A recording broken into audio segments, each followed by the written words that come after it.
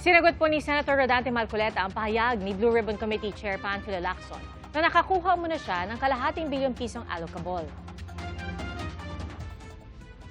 Kung ang pag-endorso ng mga proyekto sa DPWH ay basihan ni Senator Lacson ng pagpapaimbestiga sa akin, hindi ba't halos dapat ng mga senador ay imbestigahan na rin?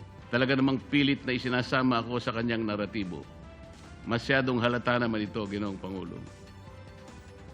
Ako na ngayon ang pinagtutuunan niya ng pansin. Dahil ba sa ako lamang ang nagsasabi sa kanya na gawin niya dapat ang trabaho niya?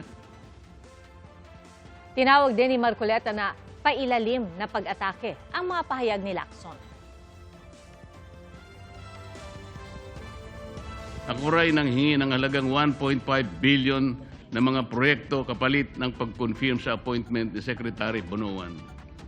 Ngunit 500 million lamang daw umano ang naibigay. Nang siya'y tanungin kung may dokumento ba na susuporta rito, hindi niya sinagot ng direkta at bagos ay sinabi na lamang na kailangang suriin kung mayroong mga substandard at ghost projects sa mga pinagbigyan mula sa aking mga inendorso. Paraan lamang niya ito upang maipilit ang kanyang naratibo laban sa akin, Ginoong Pangulo. Hindi na po ito paghahanap ng katotohanan. Ito ay pagpapalutang ng duda sa pamamagitan ng isang palabas. Hindi na rin po bago sa akin itong ganitong pailalim na pag-atake.